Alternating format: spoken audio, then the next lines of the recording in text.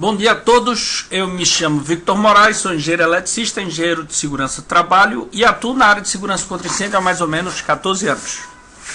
Hoje eu quero apresentar para vocês um quarto da aula de introdução à engenharia de incêndio que eu apresento na Universidade Politécnica de Pernambuco, que faz parte da Universidade de Pernambuco aqui do nosso estado, Pernambuco, Brasil, certo? Gente, é engenharia, é ciência, finalmente o que é um incêndio?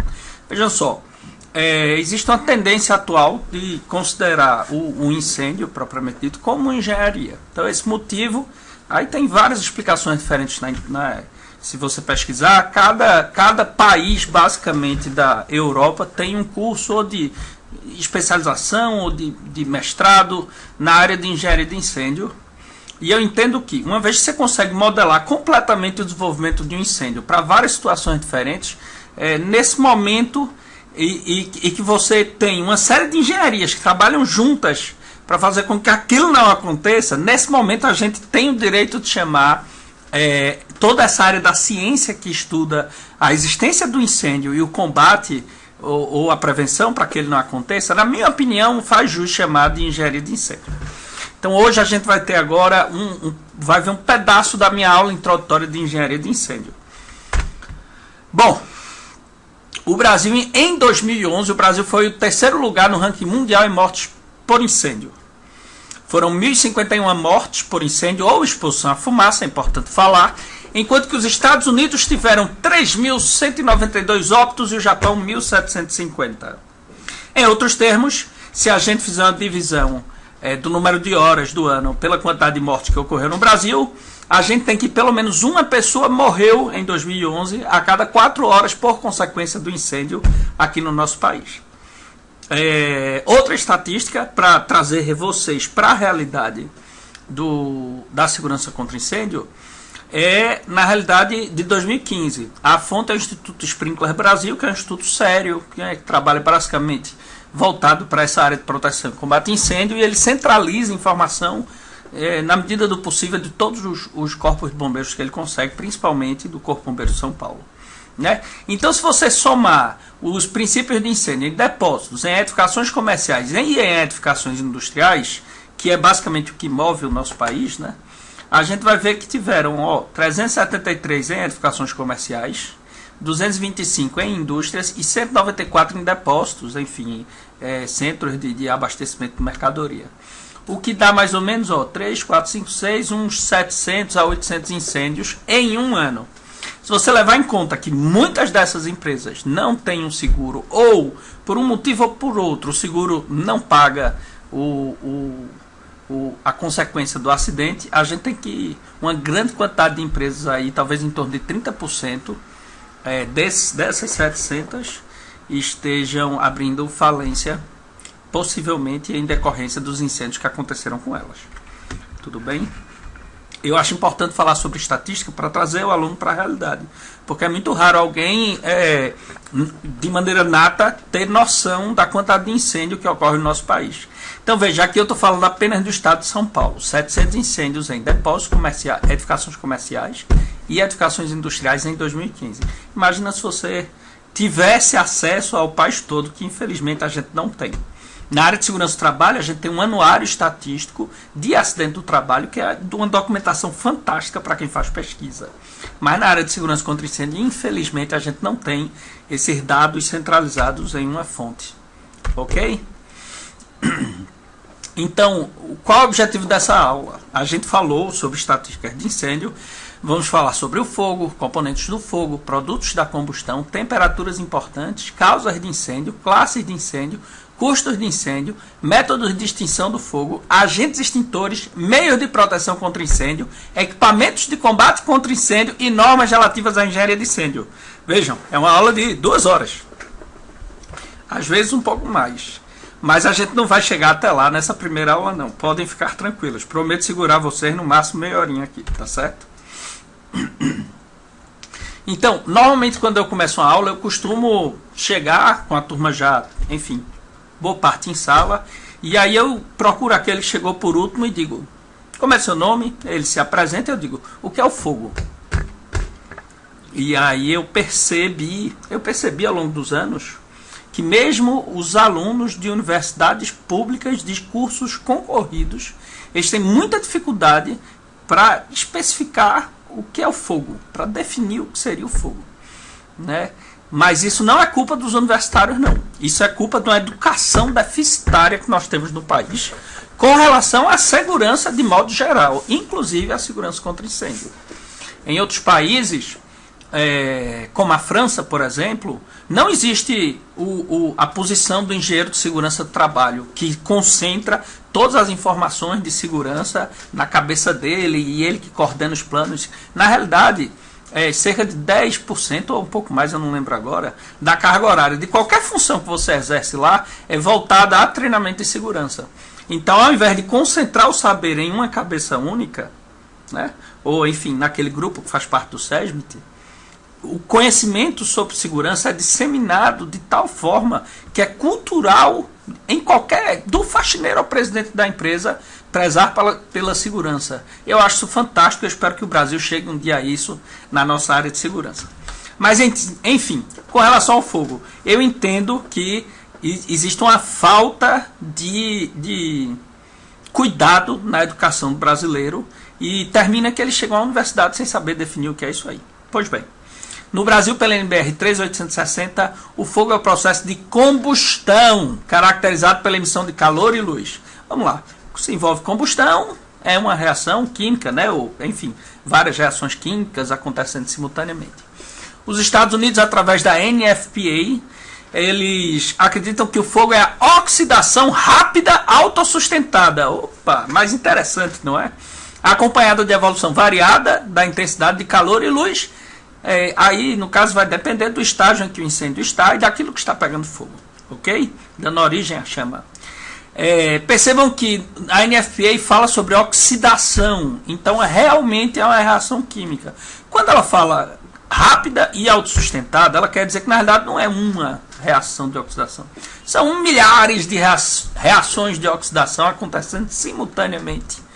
E que, ou seja, ela é rápido e é autossustentada, ou seja, quando eu aproximo a minha fonte inicial de calor e começa a chama, para ser considerado como fogo, eu vou ter que tirar essa minha fonte inicial de calor e ele permanecer acontecendo. Tudo bem? A ISO 8421 e a BS 4422 dizem que o fogo é o processo de combustão caracterizado pela emissão de calor, acompanhado de fumaça, chamam ambos.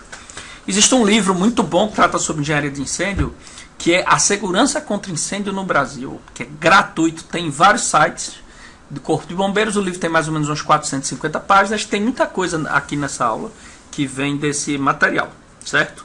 Então podem pesquisar, botem aí, A Segurança contra Incêndio no Brasil, é um PDF fantástico, feito por vários pesquisadores, militares do Corpo de Bombeiro, engenheiros, enfim, foi um livro muito bem escrito, eu aconselho. Dentro desse livro, o Alfredo Carlo, ele diz que um incêndio nada mais é do que a flecha. Vocês lembram da flecha de reação química? De um lado tem o produto, do outro lado os reagentes, não é? Então, uma flecha que representa o antes e o depois da reação ou troca de elétrons entre o combustível e o comburente. Podemos dizer que, pela flecha, essa grande desconhecida é por onde passam todos os fenômenos transitórios da combustão. E fenômenos difíceis, hein? Fenômenos transitórios. Quem é de engenharia elétrica está acostumado com esses fenômenos transitórios, que acontecem por vários motivos, por exemplo, ligar ou desligar de um disjuntor.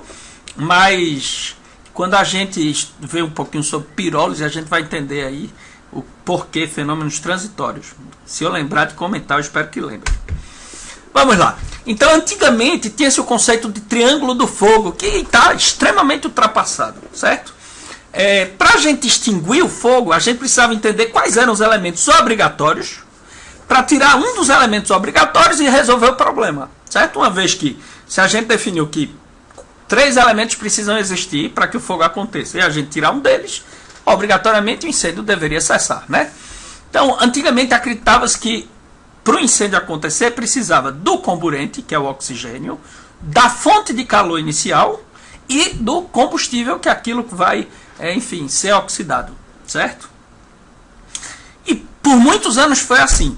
A gente ou tirava o oxigênio, abafando o incêndio, ou tirava o calor resfriando o fogo, o incêndio, ou a gente fazia, sei lá, o rescaldo do Corpo de Bombeiros para que não haja um novo foco de incêndio, mas enfim, a gente tirava o combustível e não tinha nada para a reação de oxidação ocorrer, certo? Acontece que um cientista, não perguntei o nome dele, ele descobriu um gás, ele aplicou um gás no incêndio, no fogo controlado no laboratório, que era o gás Halon.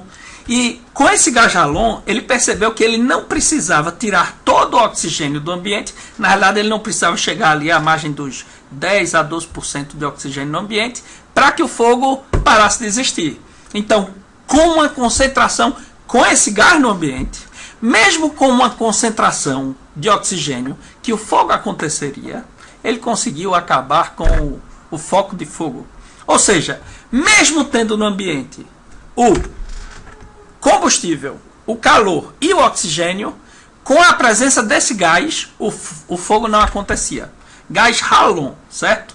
Então eles passaram a entender que existe um elemento novo que se chama reação em cadeia ou reação química, né, se você quiser chamar de reação química, que é a reação entre os três elementos dando origem ao incêndio. E que esse gás Halon, ele extingue o incêndio quimicamente, ou seja, ele impede com que a seta da reação química leve os reagentes para o lado do produto.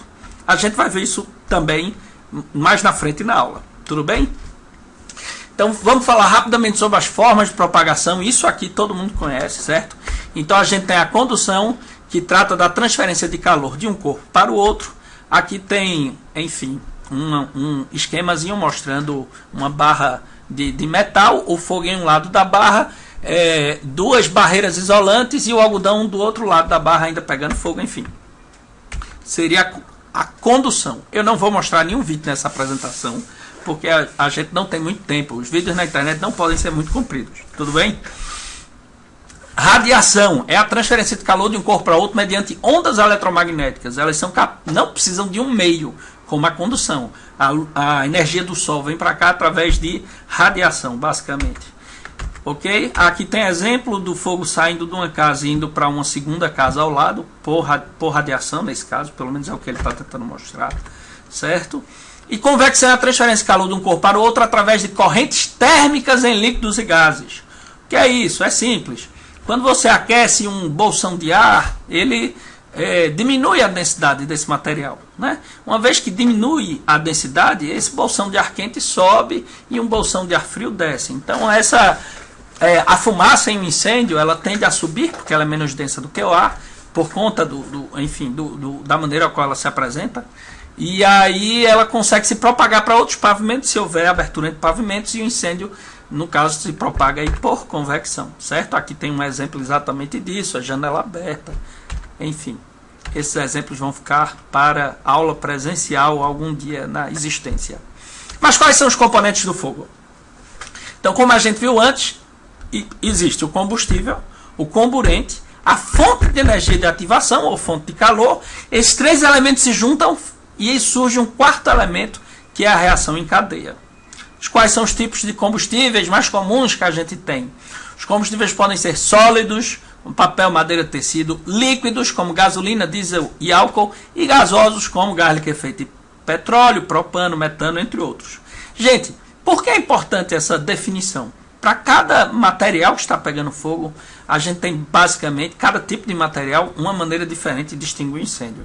Então, didaticamente, a gente precisa separar para poder analisar o incêndio. Além disso, o incêndio ocorre nos elementos com uma reação, pode ser uma cadeia de eventos, pode ser maior ou menor. É mais fácil que o fogo aconteça em um sólido ou em um gasoso? Bom, em termos gerais, a gente vai ver isso agora. Bom, quando um elemento pega fogo, como esse celular, por exemplo, na realidade não é o celular que está pegando fogo. Tudo bem, parece estranho isso que eu estou tentando explicar. Mas na realidade o que acontece é o seguinte: à medida que esse material se aquece, ele libera partículas, ele libera íons. Esses íons que são liberados pelo aquecimento do material é que se recombinam com o oxigênio, liberando aquele flash luminoso. Aquele efeito luminoso vem justamente dessa reação química que vem acontecendo. E o nome dessa reação de liberação de íons é pirólise. Então, para um sólido pegar fogo, primeiro ele precisa passar pela pirólise. Após a pirólise, ele libera gases e vapores que se misturam com ar, formando a mistura explosiva. Gente, guarda aí, mistura explosiva, certo? Com a mistura explosiva formada, eu preciso de uma fonte de calor, que pode ser faísca, fagulha, um atrito entre peças, uma descarga atmosférica, o que for, para dar início à minha ignição. Já nos líquidos combustíveis, vejam bem, eu já tenho o processo natural de evaporação do líquido, normalmente a temperatura ambiente, né? Com esse processo de evaporação que é natural, ou seja, no sólido eu preciso gerar pirólise, no líquido já é natural. Eu vou ter a formação do vapor combustível, que quando misturado com ar forma a mistura explosiva. Vejam bem, está lá em cima e está aqui também, né? Quando essa mistura é exposta à faísca ou chama, há a ignição. E aí, elementos gasosos? Bom, se eu tenho líquido, ele precisa evaporar para formar o vapor combustível. O gás, ele já é uma nuvem de íons, digamos assim, combustível. Então, quando esse gás combustível ele se mistura com o ar, ele forma uma mistura explosiva. Eu preciso de faísca, chama, enfim, um calor inicial para ter a ignição. Vitor, então eu preciso, nos 3 casos, dessa mistura explosiva. Se eu não tiver a mistura explosiva, eu tenho a formação da chama ou o incêndio? Não. Então vamos lá. Quando eu chego nesse ponto da aula, eu sempre pego outro aluno que chega atrasado e digo: você agora é um militar do Corpo de Bombeiros, certo? Você está indo de Recife para Paraíba e no meio do caminho tem 2 caminhões, dois caminhões tanque de combustível deitados na via, um acidente horrível. Um deles está pegando fogo na cabine e o outro não está pegando fogo. Então tem risco lá, né? De por algum motivo contaminar o tanque, enfim, o fogo aquecer o tanque ou formação de atmosfera explosiva natural por conta do acidente. E aí eu pergunto, qual é o caminhão mais seguro para você iniciar o combate a incêndio? É o que está cheio de combustível ou é o que está vazio? Então essa questão gera muita polêmica, mas a resposta é realmente muito simples. Então eu deixo para você essa pergunta, respondendo nos comentários. Qual é o caminhão mais seguro para se fazer o combate a incêndio? Sendo 2 caminhões tombados no meio da estrada. É o caminhão-tanque cheio de combustível ou o caminhão-tanque que já abasteceu um posto e está lá vazio ou praticamente vazio, certo? Vamos lá. Está aqui. Mistura inflamável ou a mistura explosiva. Vejam só. A resposta à questão anterior está aqui, viu, gente? Independente do material inflamável, combustível, enfim, que você quer gerar a chama, existe um limite inferior de explosividade e um limite superior de explosividade. Se a mistura percentual em volume do combustível, por exemplo, a acetona, com o ar, estiver menor do que o limite inferior, ou seja, se tiver menos de 2,6% de acetona em ar, ou se eu tiver mais de 12,8% de acetona em ar, eu não tenho a formação da chama, não tenho inclusive a explosão. Então, quando naqueles filmes que tem os carros que levam 2, 3 tiros e ele explode e pega fogo, isso basicamente não acontece, porque ele normalmente está fora desse range. Só para título de curiosidade, no caso da gasolina, se eu tiver menos de 1,4% de gasolina no ar, ou mais de 7,6%, aquilo não pega fogo. Se você estiver dentro do ambiente com a concentração de 10% de gasolina em ar, pode riscar o fósforo, que não vai pegar fogo, tá certo? Bom, então, oxigênio. Oxigênio é o comburente, agente comburente universal. Quanto mais oxigênio disponível, normalmente maior a radiação luminosa, maior a quantidade de reação de oxirredução, enfim, de oxidação do elemento, certo? Fonte de calor, energia de ativação, ela pode ser de uma ponta de cigarro, incandescente, um fósforo aceso, faísca elétrica, calor gerado pelo atrito entre as peças metálicas, chama aberta de um maçarico, entre outros. Recentemente eu divulguei na minha página do Instagram, @samoraisengenharia, um incêndio em um posto de gasolina que ocorreu por conta do uso de um celular nessa área, que era uma área propensa à formação de atmosfera explosiva. Então, quem quiser ver o vídeo e outros vídeos na área de incêndio, entra lá, @Samorais Engenharia. Não é samurai não, viu? É Samorais com Engenharia. Eu vou anotar em algum lugar do vídeo se eu conseguir mexer nesses programas aí que o povo usa. Tudo bem? Mas quais são os produtos da combustão?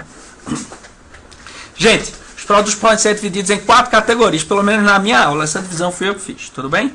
Então existem gases da combustão, que normalmente são tóxicos ou asfixiantes, certo?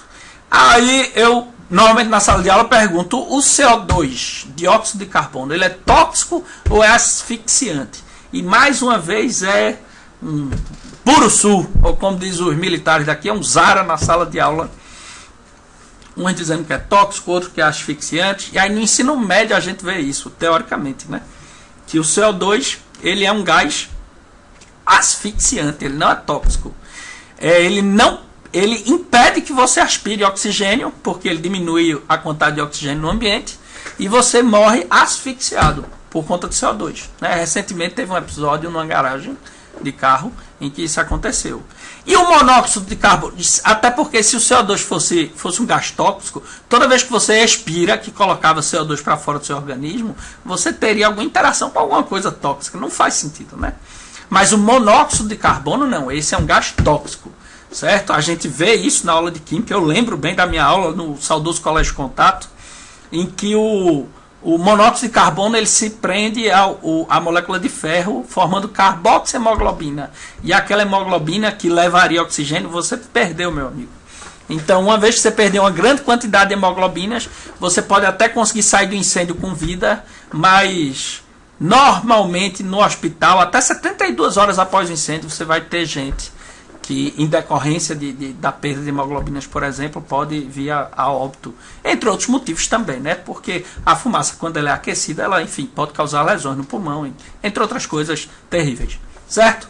A chama seria basicamente a radiação luminosa, por incrível que pareça, é o que tem para o estudo de combate a incêndio, não é tão importante assim.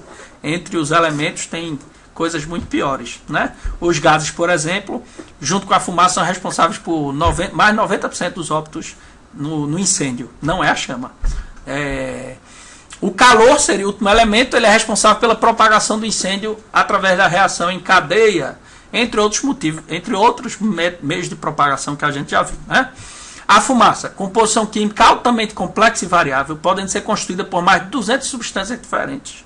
Boa parte tóxicas na realidade, e o percentual das substâncias varia com o estágio do incêndio e com aquilo que está pegando fogo também, certo? A fumaça juntamente com, presta atenção, a fumaça juntamente com os gases da combustão são responsáveis por mais de 90% dos óbitos durante o incêndio. E a velocidade da fumaça, junto com os gases, na propagação do foco no incêndio, pode chegar a 20 metros cúbicos por segundo. Você acha isso pouco? Então eu estou aqui no meu escritório deve ter 10 metros de comprimento por 8 metros de largura, 8 não, acho que uns 6 metros de largura, e 2 metros e 2 metros de altura, vamos arredondar para ficar mais fácil, certo? Então 10 vezes 8, 80, vezes 2, 160 metros cúbicos. 160 dividido por 20, vocês são bons aí de calculadora, 160 dividido por 20, 8 segundos. Meu escritório ele fica completamente cheio de fumaça a partir do momento em que o incêndio já está no seu ápice, no máximo, ok? Junto do foco do incêndio. Então, a propagação da fumaça na realidade é extremamente veloz, normalmente, né? Quando o incêndio já está deflagrado, enfim, já houve próximo do flashover ou após o flashover. Ele é extremamente rápido, é por isso que 90% das mortes tem a ver com a propagação do incêndio. Desculpe, tem a ver com a fumaça e os gases da combustão e não com a chama propriamente dita.